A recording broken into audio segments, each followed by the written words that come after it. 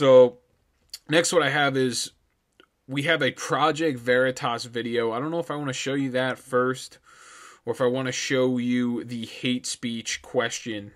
Or the question that, okay, so Jen Psaki, she got a question about President Trump getting kicked off Twitter, and this is what she has to say about it. Play clip 2.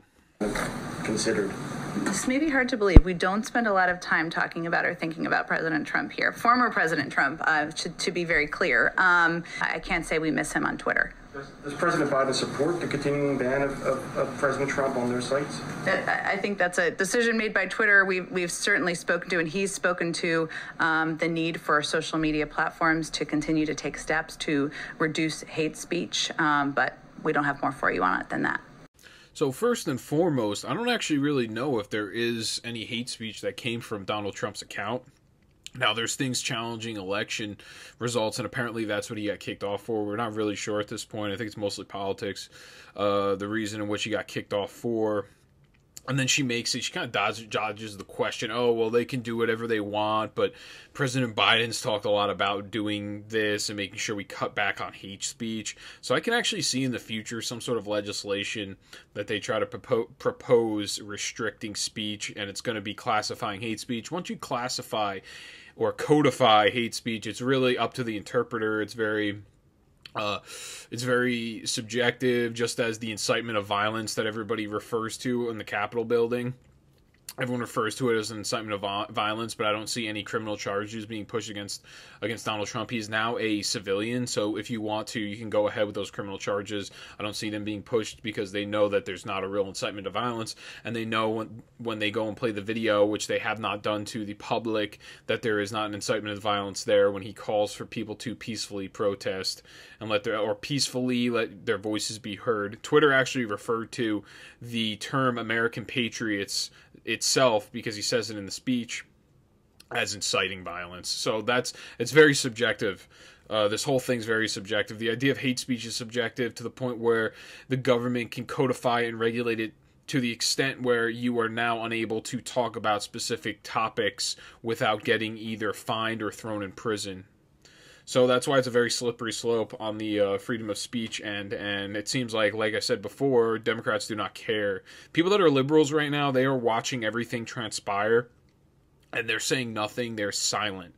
They were so obsessed with, they really have that level 12 Trump derangement syndrome, and I used to hear other conservatives talk about it. I wasn't on social media, so I didn't really know. I was like, yeah, okay. I mean, how many people really hate him to that extent where they're willing to just watch people get laid off from their jobs, get their rights taken away from them?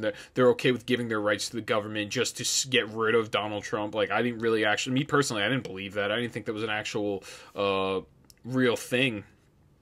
But it's true. At this point, I've posted many things. Others have posted many things about the pipeline jobs, about First Amendment. They're talking about Second Amendment things. A lot of instances where the campaign is now, or now the president is pushing things that are not from his campaign, and he said he wouldn't do. Now he's going ahead and he's doing those things. He's pretty much failing on his campaign promises, and it seems like there is absolutely no dissent from the liberals out there. They're just happy not to see Donald Trump in there because a couple of the tweets hurt their feelings, and a couple of the things he said may have hurt their feelings. But in terms of policy, he was very highly effective. The deregulation, a lot of economic policies, which I guess people don't really care about money being in their pocket. They'd rather have their money taken from them, from the government, and confiscated, just because the guy that's in the presidential position to them seems like a better fit because he's a career politician. This is the party that they always talk about, oh, well, government this, government that, politicians, and then they go and they vote the bona fide embodiment of a politician. The dude's been in government for 47 years. He has not done much. He's always been known as the dumb guy that's in Congress. And now he's your president because that's the guy that you voted. You voted for the idiotic machine politician after complaining about how much you hate the establishment.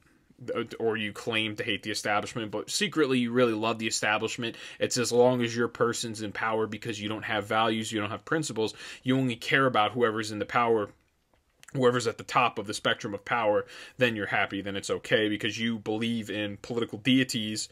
You don't actually have any type of beliefs or principles that you hold. So next, what I have Facebook. It is Project Veritas on the case once again. So they infiltrated a Facebook video conference call. So you got Zuckerberg, and then you have Nick Clegg, who is the head of global affairs, as well as the vice president of integrity, Guy Rosen. So it sounds like a bunch of wasteful positions. But I'm going to play that one. It's about a minute long, minute and a half. Play clip 6.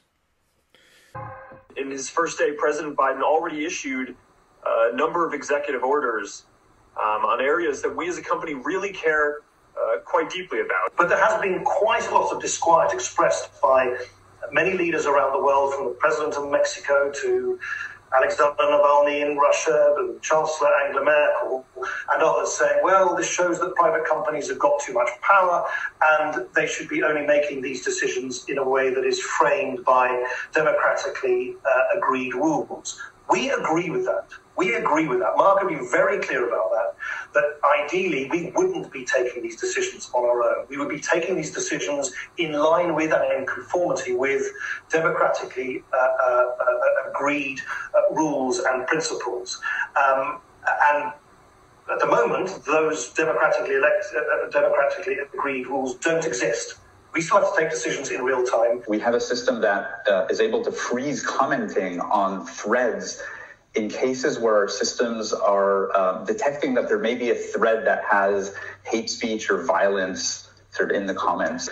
These are all things we've built over the past 3-4 years as part of our investments into the integrity space, or efforts to protect elections. That these were all important and positive steps, and I am looking forward to opportunities where Facebook is going to be able to work together with this new administration on some of their top priorities, starting with the COVID response. So pretty much, first, I just want to point out how ironic it is that the British guy with the British accent is talking about democratically elected or democratically voted on restrictions of speech, which that's not possible. It's nonsensical. We have a republic, constitutional republic, that bestows rights from our creator upon us, not by the government. So the First Amendment really is not, there's no, you can't sit there, we're not going to play games with it. It's not really, it's non-negotiable. The idea of some sort of restriction on speech is non-negotiable, and he's already saying, well, there's no government's put this in place, so now we're taking it upon ourselves to do it because the government has. It's like they're sitting there asking, and then before all of that, you got Zuckerberg talking about executive orders, and it's things that we really, really care about as a company because we care so much about speech and this and that, and then at the very end, oh, we look forward to working with this administration. So we have the Biden administration acting like they have nothing to do with Facebook or Twitter or any of these companies, like they're at an arm's distance. But realistically, they're at an arm's distance. They're right there in their pocket for any time that they need them to crack down on speech from conservatives. It's just hilarious. And then this video comes out and makes them look like a bunch of clowns. And there's nothing they can do about it because there's insiders at Facebook that obviously do not feel the same way and feel like the First Amendment is something to be cherished. And it's just hilarious, and it's so it really is hypocrisy coming from them.